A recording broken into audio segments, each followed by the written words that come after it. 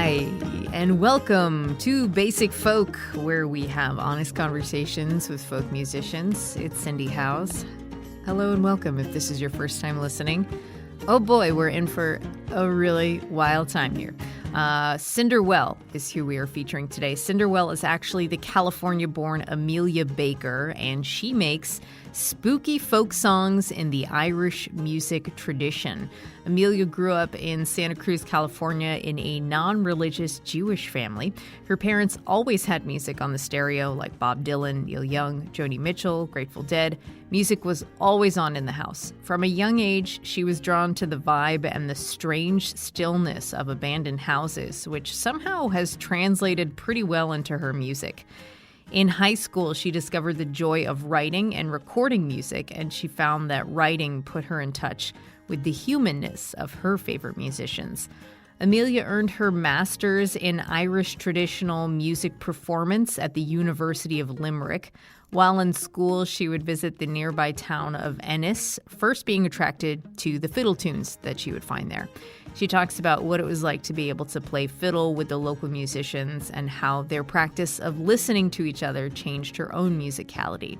Her latest album is the much-lauded No Summer. It was recorded in a church north of Seattle, Washington.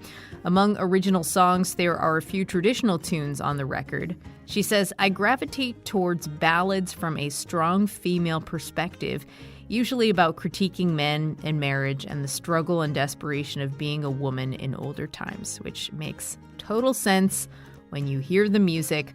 We'll take a listen to the title track from her album, No Summer, and then we'll talk to Amelia Baker, who is otherwise known as Cinder Well, coming up on Basic Folk.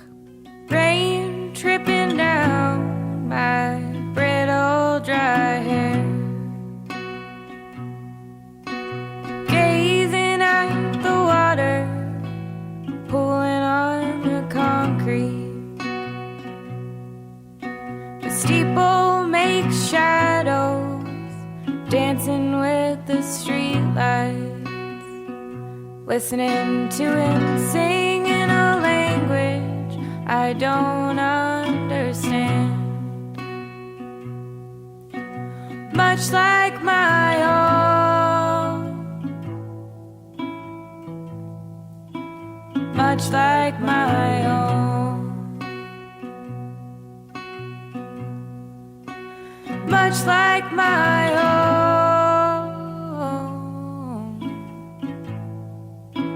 much like my own. Amelia Baker, thank you so much for being on Basic Folk. It's so nice to meet you. It's so nice to meet you, Cindy. Thanks for having me. You grew up in Santa Cruz in a non-religious Jewish family, from what I understand. Can you just set the scene, like what it was like for you where you grew up? Like, how did you like it? I actually am from Santa Barbara. Well, Santa Barbara, also lovely. Very lovely, very beachy, very different than here. Yeah, so Santa Barbara, just north of Los Angeles. It's a beautiful place. I was really into surfing, love to shred. Yeah, the non-religious Jewish thing, the way I can best describe it is, especially to people over here where there's not a lot of Jews, is like Seinfeld, Curb Your Enthusiasm, this like comedic Jewish culture where there's not a lot of religion, but there's a lot of talk about being Jewish. There wasn't a lot of us in Santa Barbara, but my family was really close-knit in that way. And your parents sound like they had some pretty cool music taste. Bob Dylan, Neil Young, Joni Mitchell, Grateful Dead. How did your parents treat or think of music? Like, if it was important or special to them, or if they just didn't really think about it that much? There was always music playing on the stereo there. My dad, back in the day, had a huge CD collection, and now that's gone all digital. But it was the kind of thing where every time we were having friends over for dinner or family over for dinner, the music was on. You know, it was like cue James Taylor, family friends are coming over kind of thing. My uncle was like the true Deadhead, and my dad kind of followed suit, but didn't go quite as far. So there was a lot of the Dead in the house, and that culture was like a little bit on the periphery. My mom is just still obsessed with Joni Mitchell, and she used to say that she wanted to be Joni Mitchell, so she like took a few guitar lessons and didn't stick with it. And I think she has this like stage mom kind of wanting her daughter to be Joni Mitchell, which no one could beat her, but it's good to strive. Right. The genre of music that you play now has been referred to as gloom folk. Is that accurate? I've seen that. Yeah, I've seen doom folk. Yeah.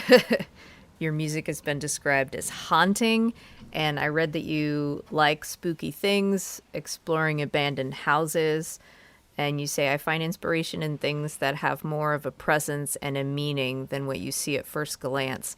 I'm wondering, like, what your experience with spooky things and, like, exploring kind of off-limits places and loving things that were not as they seem, like, what that experience was like for you, and then how do you think it has translated for you as an adult?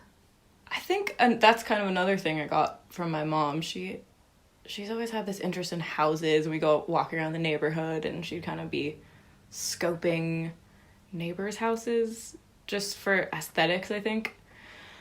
But I remember as a kid staying different places, just kind of picking up on things in houses that felt old. I don't know what it was. It's hard for me to like fully describe or put my finger on it, but I like kind of surrealist literature, just when there feels like there's a vibe. And I think with abandoned houses, I just have this real obsession, and I'm not exactly sure where it came from, but I kind of can't get enough of it.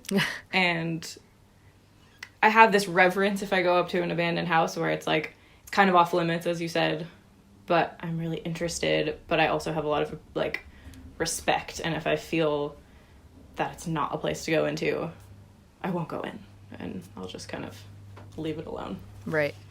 Like when you do go in though, what kind of things go through your mind while you're exploring?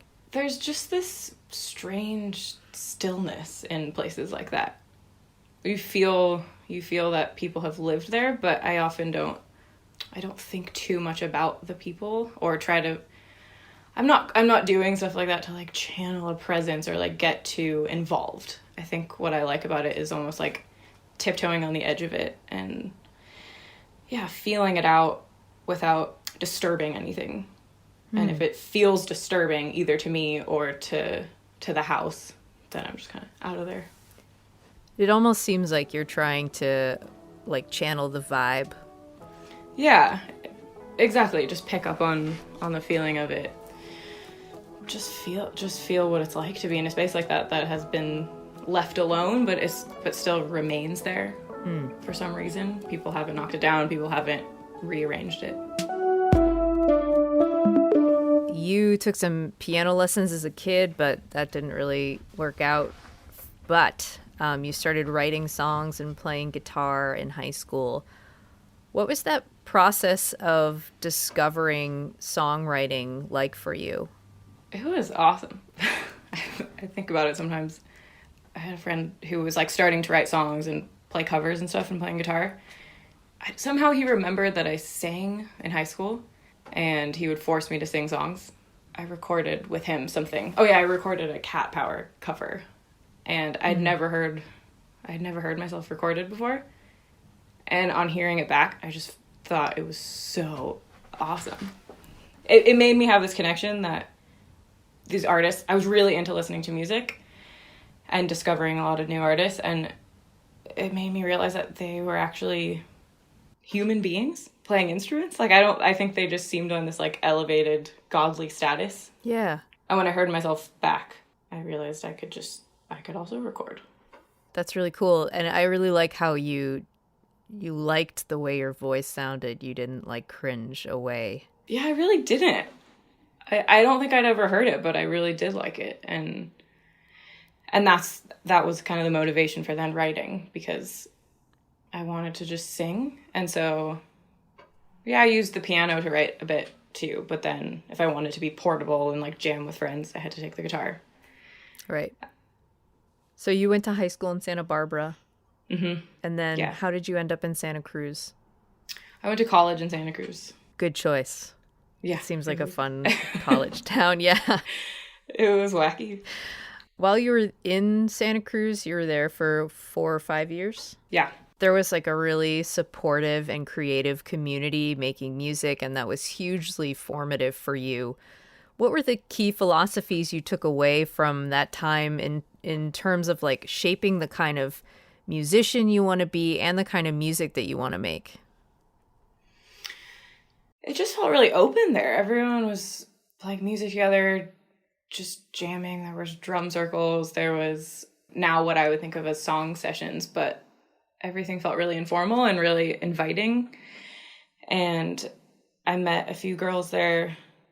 I guess it was my first year of college, and we formed a band. It was just amazing. We were just sharing songs, and it was like meeting people who also had been writing songs in their bedrooms in high school. Yeah, the philosophies were just, it felt really easy. You could just play with people, and then there were places to perform. And you didn't have to get really to any level at all to just play on a stage for people at an open mic, usually. And then there was just a lot of support. Santa Cruz has like the best audiences. Everyone's really cuddly in the audience and singing along. And so it never felt like there was really any judgment or stuck-upness around it. You were taking songwriting inspiration. You mentioned Cat Power, and also people like Elliott Smith. And I'm wondering, when did you start getting into traditional fiddle music, and what did you like about it? And were there any kind of like did like the Cat Power ever cross with traditional fiddle for you? Not yet, but I'd like that. It was in Santa Cruz also. There's this amazing guy there, Jim Oakton. He saw some of the punks busking. We would play on the street, play at the farmer's market. And he would see some of my now friends busking, trying to play tunes, and was like, all right, you guys this is great, but you need a little bit of help. So come over, I'll make you dinner, and I'll teach you some contra dance music. And that turned into this kind of weekly thing in Santa Cruz. And at some point, I got a fiddle. I was always playing just pretty much any instrument that was around. But I got a fiddle and started going to this tunes night. He would teach us, so contra dance music, as you know, on the East Coast, like, is a big mashup of styles. And some of those tunes were Irish tunes. Yeah, but that kind of got me going in this traditional music thing. And then I toured in Europe with Blackbird Ram and met the band Lincoln, now Lincoln, formerly Lynched, and went over to visit them in Ireland and realized that tunes night happens all the time in Ireland. It's every hour of every day. Every night. So I just thought it was the best place in the world.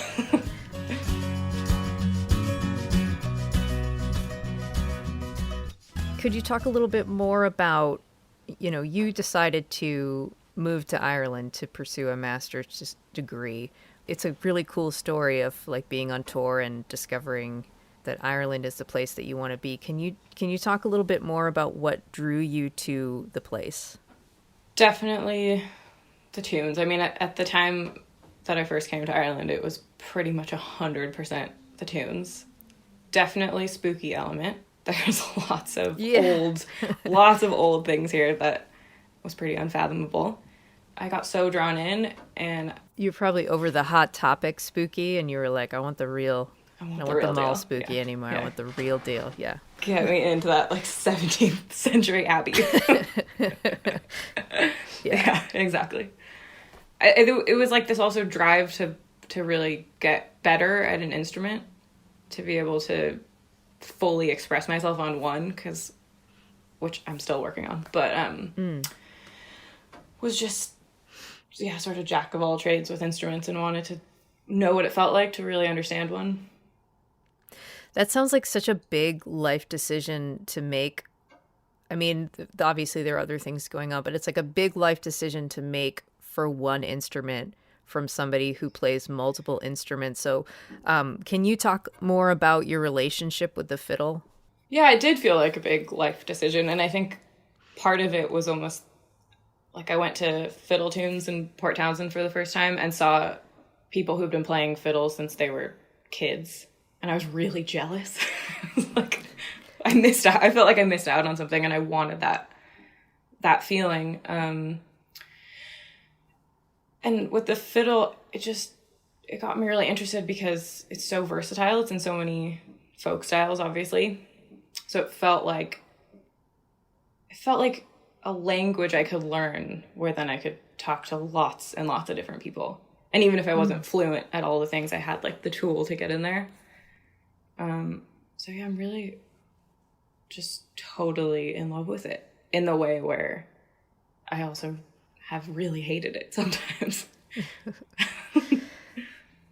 So you lived in Ennis, Ireland, and you just recently moved? Well, so I'm currently visiting in Sheffield, but I'm still hanging on to the apartment in Ennis.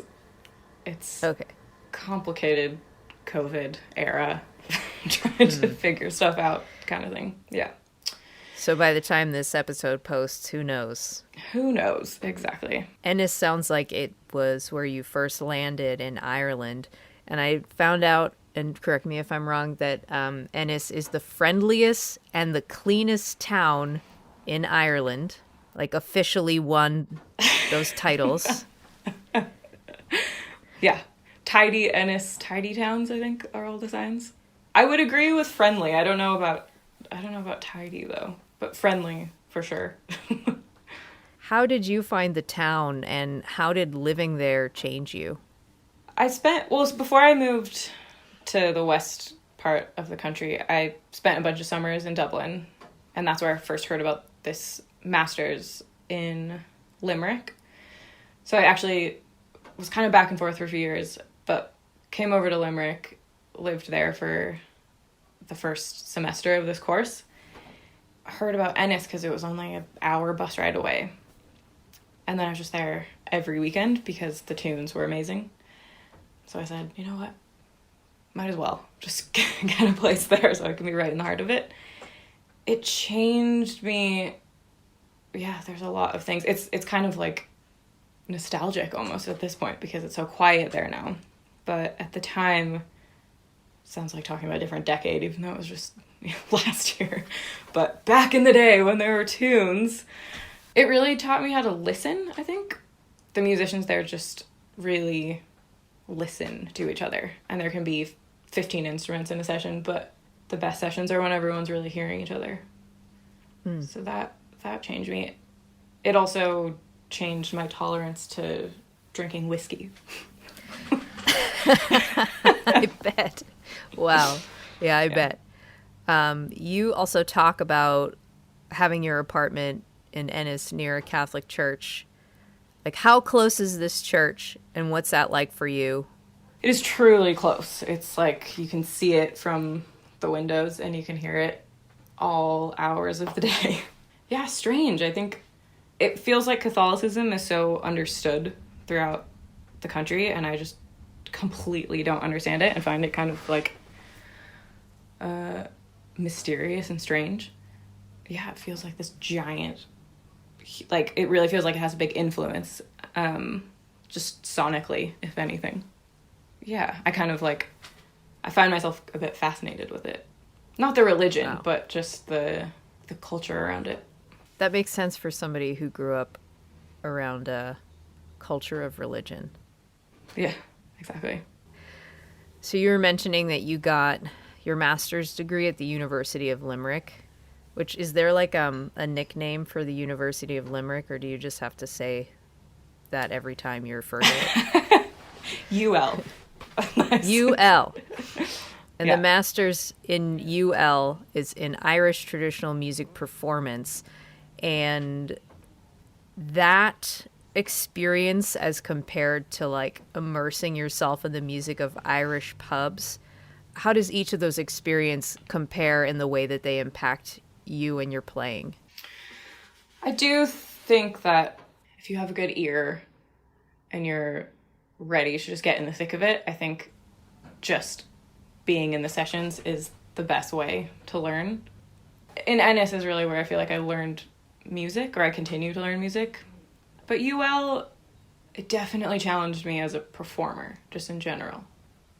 Like, the nerves of actually playing something and have people actually adjudicating it and typing on the computer was just like next level from, playing at the house shows. You'd have these semester performances, so you'd be like, 25-minute performance, and they'd be saying, why did you pick a banjo player to play that tune with you? So, yeah. Oh, yeah. You're being like graded, basically. Yeah. Evaluated. Exactly. Yeah, that makes a lot of sense. And the other place, you're just like building up your tolerance for whiskey. Exactly. The two don't cross over too well. Yeah, definitely. Or they do. Depends. Yeah. And going back to the pub sessions and looking for songs, like you yourself, like looking for songs to share at these sessions, you started to look for, like, basically, it sounds like songs that were first inspiring you, like American fiddle tunes. Where did you find a commonality between the Irish music you were hearing and that music that you had learned previously from America? A lot. I mean, well, with the fiddle tunes, I've been really fascinated with, and songs, like with fiddle tunes and ballads, there's so many that are actually just, they just completely cross over. They're just the same tunes. I found that really interesting. I found that with ballads, I really wanted to sing in the sessions, but there's something about singing Irish ballads where it just doesn't feel, it's like, the only way I can describe it is that it doesn't fit in my mouth. Like, it doesn't quite, like, land with me in the same way, even if the concepts I can resonate with. So when I find these old ballads from people like Texas Gladden and stuff like that, it just feels like, yes, that's the energy I can put into it, and like those words like feel better to say. Yeah. I'm learning Spanish right now, so that really hits, that resonates with me. Really? Because I'll try to pronunciate the Spanish and it's like your mouth is like, oh, it's not.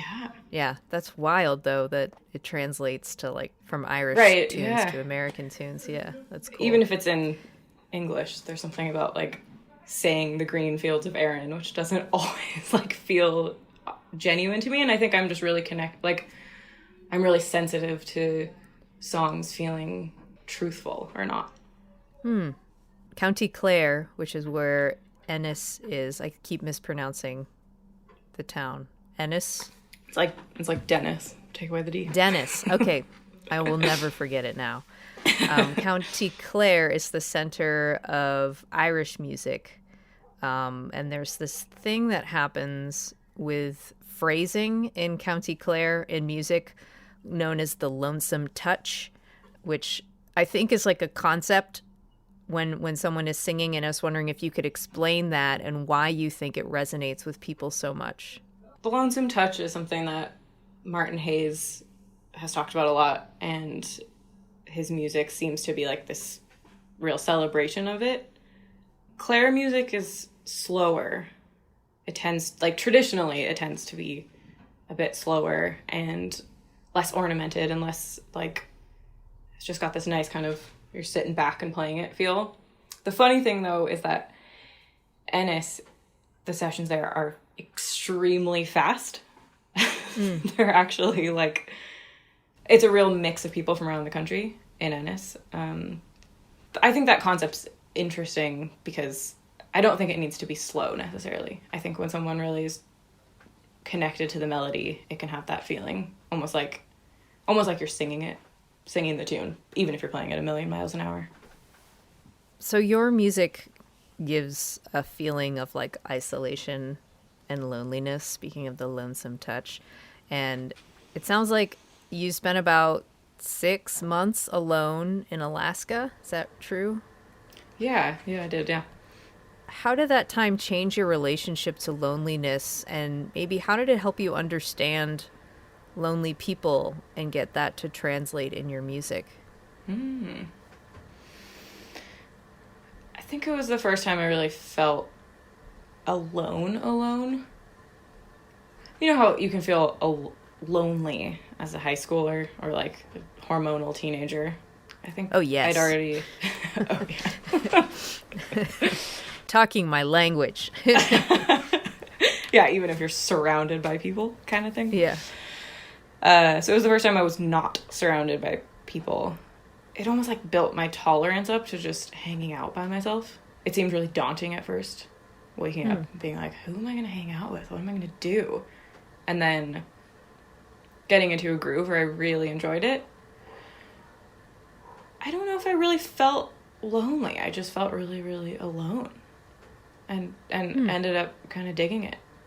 The studio that you recorded No Summer, which is your new record, which is amazing. It's so good. The studio was in a church north of Seattle that the Microphones and Mount Erie have recorded albums at. How did that environment help you shape the atmosphere of the album and then also like get into the proper spooky headspace? First of all, I just love the Unknown studio.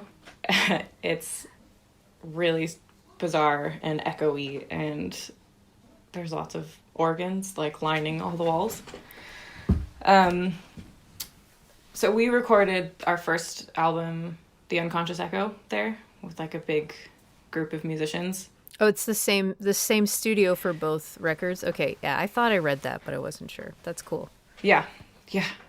We just had to go back, basically, because it was such a good experience. And so going in the second time, I kind of had a sense of the acoustics and of working with Nick. I knew I was going to be spending a couple nights there on my own in the studio, so I had to kind of gear myself up because Nick says it's haunted. What do you say? What do I say? I don't know if it's haunted. I didn't particularly feel that it was haunted. Do you know what the feeling is like if a place is haunted? Not to get off topic or anything. Get on the spooky train. Right. That's a good question. I'm going to have to come back to you on that. Okay.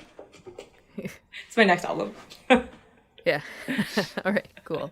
Yeah, so okay, and then when you're staying at the church, it does sound like really spooky to stay there by yourself, and I'm imagining you're like sleeping on the altar, but that's probably not what it was like, right? More like on a mattress on the floor, but underneath the organ. Exactly, yeah. So on the record, you have a few traditional songs, and you say, I gravitate towards ballads from a strong female perspective, usually about critiquing men and marriage and about the struggle and desperation of being a woman in older times. How do you think those struggles can be related to in modern times? Why are you drawn to like those old-timey struggles? I think it's really cool that there are ballads that have that perspective about a woman, like from a woman's perspective in the canon of these old songs, because a lot of them are love songs, of course, and then also a lot of them are murder ballads.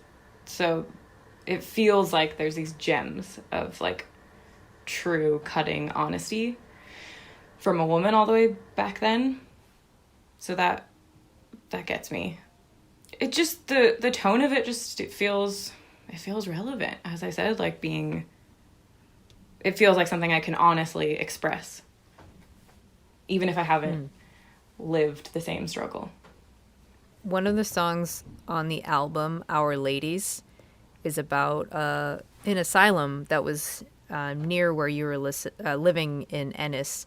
And you were saying that people don't talk about it that much, and then you got some friends to open up about it, and then people started basically just like nonstop telling you stories about the asylum. And like, I know a lot of Irish people and like Irish Catholic people. I'd love to hear more about the stories that you were hearing, and then also like, what did you take away from that experience about how people in Ireland might just like push away things that are painful, and what was it like when they opened up to you about their stories? Yeah, to be honestly, I really only got little tidbits. I don't think anyone ever said how they felt about the place, other than feeling like I was absolutely crazy for getting anywhere near it. They just could not relate. I didn't get a lot of emotional stories about it. But I have had a couple people since the album's come out contact me and just say, like, I used to play around there as a kid, and, you know, people recognizing it. And I guess I wonder what that's like, since it's not talked about so much. Yeah, just like thinking about how hard it is to get Irish family members to like open up about things sometimes is pretty hard. So I wondered if it like kind of was, it sounds like it was a similar situation, like, oh, I can't do an Irish accent, like, oh, we don't talk about that, you know, like that's private. Yeah, and it's strange because it's just this big looming thing that no one's doing anything with. What's a cool song? Thank you. I was pretty happy with that song. I just really wanted to capture the feeling for people that won't ever see it. I was excited that I think I did. And I think everybody's got that like local asylum that is closed down that no one talks about. We had one in the town next to ours, and they used to have a haunted house in it, which seems like so wrong. Did you go? Yeah, I did. It was right by the Dairy Queen. Oh yeah, well then you get a little treat when you come out. Yeah. Get terrified, get nightmares, and then get a little blizzard. Your voice is so striking on your recordings. How did you learn to sing and cultivate your style of singing? I just started doing it. I did some musicals as a kid. I think my first solo was... I can't believe we're just talking about this now. Grease. Wow. Yeah. Yeah, I didn't get really far with that, to be honest, but I did get my one solo, and that was pretty exciting. In Grease? I think I just sang really loud. Yeah, in Grease, yeah. It's not a song that's in the movie, I don't think. I think it's just in the play. Freddie, My Love. I don't know that one. But that's awesome. Congratulations. You're not missing too much. Thank you. Yeah, still proud. You were a loud singer. Yeah, so I think that kind of got me going when I was maybe 10. But no one really ever taught me. I just sang. And I try not to think about it too much. I try not to, like, overthink it or perfect it. But when I was playing with Blackbird Rum, I just had to sing really loud. And I remember playing in, like, squats full of tons of people and just thinking about projecting, like, all the way to the wall. I don't know if that sounded good, but it was loud. You were just mentioning, and I've read a lot, that you were playing in squats, which I think I know what that is, but can you explain what a squat is? So technically, I guess a squat would just be an abandoned place that, you know, someone or multiple people take over and just live there, just make it their own until someone kicks them out. Or I think there's some laws where if you squat something long enough, you can legally get the rights to it. And in Europe, like on that first tour I did with Blackbird Rum, I learned about this massive European squatting culture where people would take over.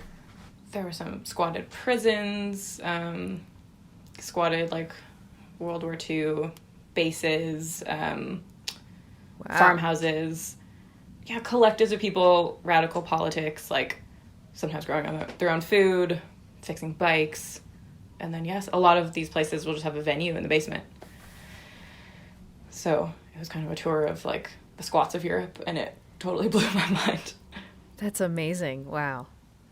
And kind of like in talking about that environment and that, like, political environment, like, you have, I don't know how strongly you feel about this in terms of, like, political stuff, but you have talked about, like, the importance of being anti-fascist and have enjoyed being engaged in, like, far left politics in the US, even though it sounds like in Ireland that seems far away. But how do you think this side of you impacts your writing or your approach to music? I think it's subconsciously there, especially with traditional material. I'm gonna, like, veer away from old racist ballads, you know, but in terms of my actual music, I think I'm just writing as much from the heart as possible. And it's the venues and the types of promoters I'll work with and or won't work with, where that comes across, I think.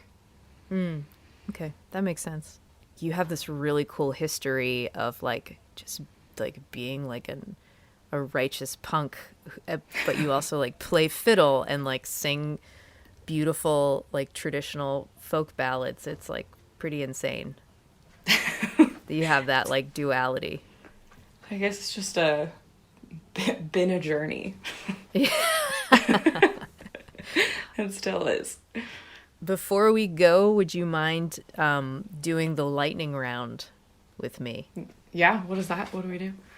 Sounds like a drinking game. It's kind of a drinking game where you answer fun questions that are surface level about yourself.